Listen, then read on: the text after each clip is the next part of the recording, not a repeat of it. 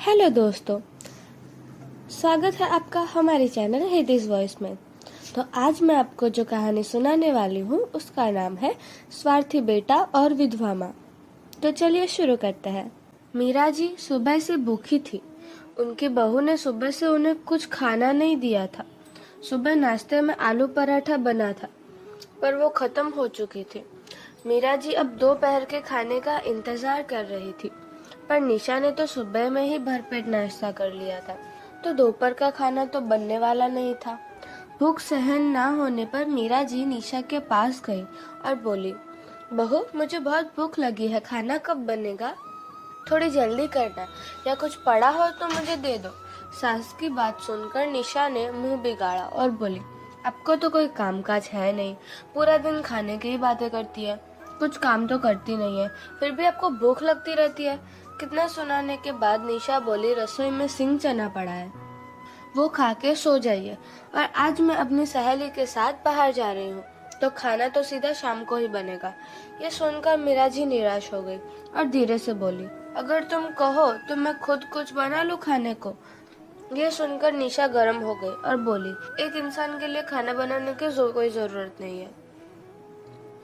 वो रसोई में गई और शाम की बची रोटी और अचार सास को दिया और कहा, ये खा लो। खाना देकर निशा पर्स लेकर बाहर निकल गई। मीरा जी ने देखा तो रोटी उब चुकी थी। उन्हें गुस्सा आया। उन्होंने रोटी डस्टबिन में फेंक दी। रसोई में जाकर उन्होंने गरम रोटी बनाई और अचार के साथ खाई और बर्तन साफ करके प्लेटफॉर्म साफ कर दिया। मीरा जी खाना खा के अपने कमरे में जाकर सो गई। बहू के मना करने के बावजूद उन्होंने गरम रोटी बनाकर खाई, क्योंकि घर में उनका भी अधिकार था। थोड़े दिन बाद मीरा जी अपने रूम में बैठी थी। उनका बेटा नितिन आया और कहने लगा, माँ आजकल महंगाई बहुत बढ़ने लगी है, घर चलाने में भी प्रॉब्लम हो रही है, दीदी की शादी में भी कितना खर्चा हो गया। माँ मैं क्या सोच रहा हूँ कि क्यों ना हम अपने घर का एक कमरा किराए पर लगा दें। हर महीने किराया आएगा तो घर चलाने में थोड़ी हेल्प हो जाएगी। मीरा जी ने कहा, हाँ बेटा, तुझे जो ठीक लगे तो कर। फिर नितिन अपने चश्मे साफ कर कर बोला, माँ आप ये रूम खाली करके ऊपर वाले रूम में शिफ्ट हो जाना। मीरा जी ने कहा, पर बेटा ऊपर वाले रूम में तो टॉयलेट बाथरूम नहीं है, और फिर मुझे भी सीढ़ी चढ़ने उतरने में तकलीफ होगी ना, तो वही रूम क्यों नहीं दे देता? माँ इसीलिए तो, उस रूम में टॉयलेट बाथरूम नहीं है और वो थोड़ा छोटा भी है, तो वहाँ पर कौन आकर रहेगा? हमें किराया लेना है, तो उनको सब फैसिलिटी भी देनी पड़ेगी ना।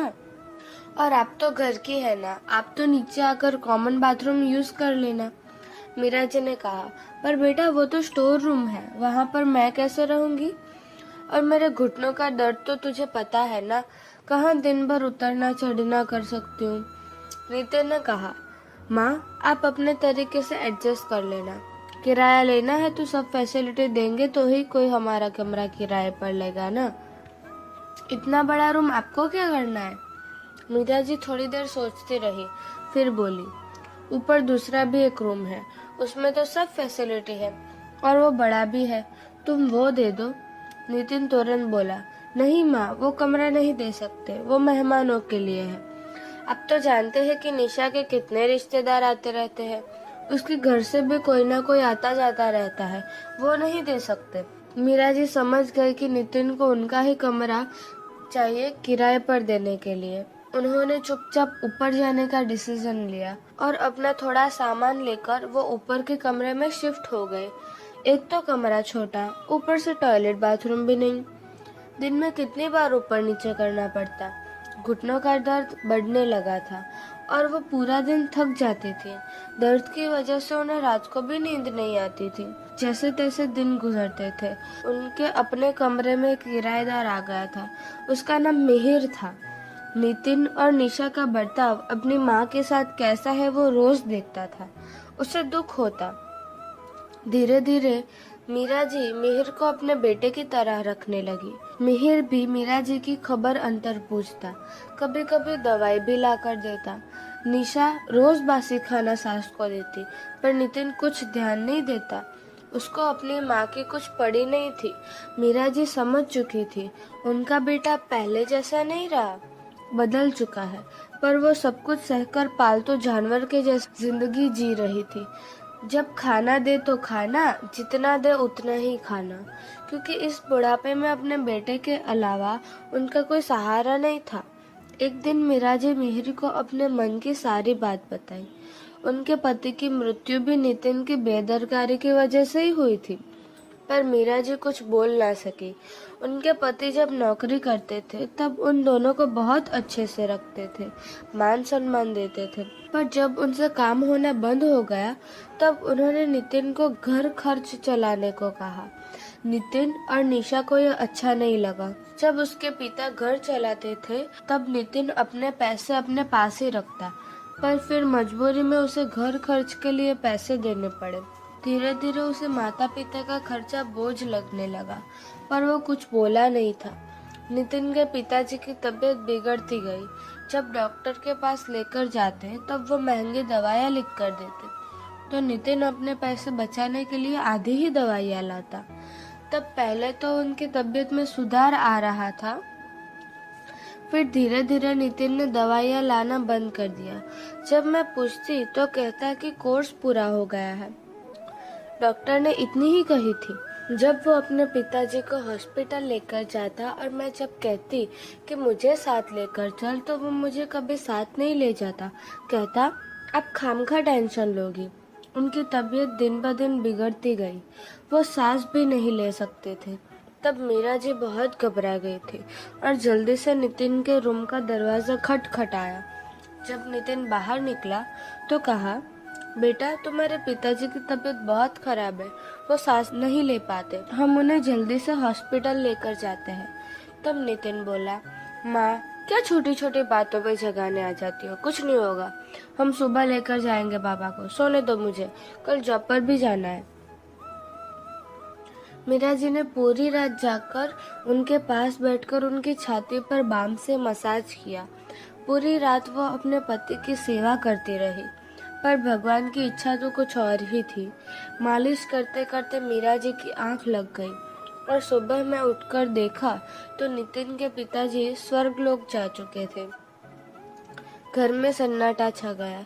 नितिन ने रोने का झूठा नाटक किया और उसकी बीवी को तो जैसे अपने ससुर के जाने का सबसे ज्यादा दुख था, वैसा नाटक कर रही थी। मीरा जी को सबसे ज्यादा शौक लगा था। थोड़ी देर तो उनको कुछ सूझा ही नहीं। वो अपने बेटे और बहू को कहना चाहती थी कि अब क्यों रो रहे हो, जब हॉस्पिटल लेकर जाना था तब तो सो गए थे, तुम्हारे ऊपर से तो बोझ कम हो गया एक। मेरे पति की मौत के जिम्मेदार तुम दोनों ही हो। वो चिल्ला चिल्ला कर सबको बताना चाहती थी, पर कुछ बोली नहीं, बस देखती रही बेटे बहू का नाटक। फिर जोर से रोई। नितिन ने अपने पिता का अंतिम संस्कार किया, पर मीरा जी के दिमाग में ये बात घर कर गई थी कि उनके बेटे के कारण ही उसके पति का अवसान हुआ था। उसने इतनी लापरवाही नहीं की होती तो आज उनके पति जिंदा होते।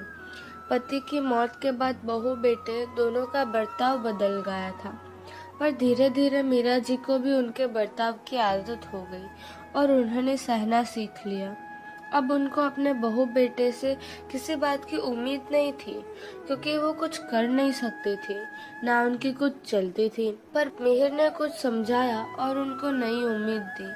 दूसरे दिन मीरा जी ने नितिन और निशा को बुलाया और कहा, मुझे तुम लोगों से बहुत जरूरी बात करनी है। उन्होंने कहा, मुझे लगता है कि आप दोनों को मेरे यहाँ रहने से काफी तकलीफ होती है, तो अब से मैं वृद्धाश्रम में रहूंगी। इतना सुनकर निशा तो खुश हो गई, पर नितिन दुख जताने का झूठा नाटक करने लगा। दोनों के नाटक देखकर मीरा जी बोली, निशा, ज्यादा खुश होने की जरूरत नहीं है, तुम्हें भी दुखी होने का झूठा दिखावा करने की जरूरत नहीं है। तुम दोनों पहले मेरी पूरी बात सुन लो ध्यान से। और मीरा जी खुश होकर बोली, मैं वृद्धाश्रम में ही रहूंगी, पर मैं ये घर छोड़कर कहीं नहीं जा रही। निशा चौंकते बोली, तो फिर? मीरा जी ने मुस्कुराते कहा, पहले सुन तो कि मैं कहीं नहीं जाऊंगी। मैं इसी घर में वृद्धाश्रम बनाऊंगी, जहाँ तुम्हारे जैसे मतलबी बहू बेटे नहीं रहेंगे, मेरे जैसे वृद्ध रहेंगे। और ये मेरा आखिरी फैसला है। ये सुनकर नितिन और निशा एक दूसरे की ओर देखते रहे। वो लोग तो सोच रहे थे कि माँ चली जाएगी तो वो दोनों खुशी से घर में रहेंगे। उन्हें लगा कि अब उनकी जिम्मेदारी खत्म हो गई, उन्हें माँ को संभालना नहीं पड़ेगा। पर यहाँ तो सब उल्टा हो गया। मीरा जी की बात सुनकर नितिन गुस्से से बोला, तेरा दिमाग तो ठीक है ना? इस घर पर मेरा हक है और तू इसे वृद्धाश्रम कैसे बना सकती है? मीरा जी भी गर्म हो गई और बोली, तू शायद भूल रहा है कि ये घर मेरे नाम पर है। आप दोनों ने मिलकर मुझे बहुत परेशान किया है, छोटी छोटी बातों से मुझे अपमानित किया है, मुझे बासी खाना दिया है और जब बीमार हुई तब मुझे देखा तक नहीं। तुम्हारी लापरवाही की वजह से ही तुम्हारे पिताजी गुजर गए। मैंने अब भी कोई फैसला नहीं किया तो मेरा भी वही हाल होगा, इसलिए मुझे बेटे के झूठे प्यार को भूलकर खुद के लिए सोचना पड़ेगा। यह सुनकर नितिन माँ के पैरों में गिर गया, कहने लगा,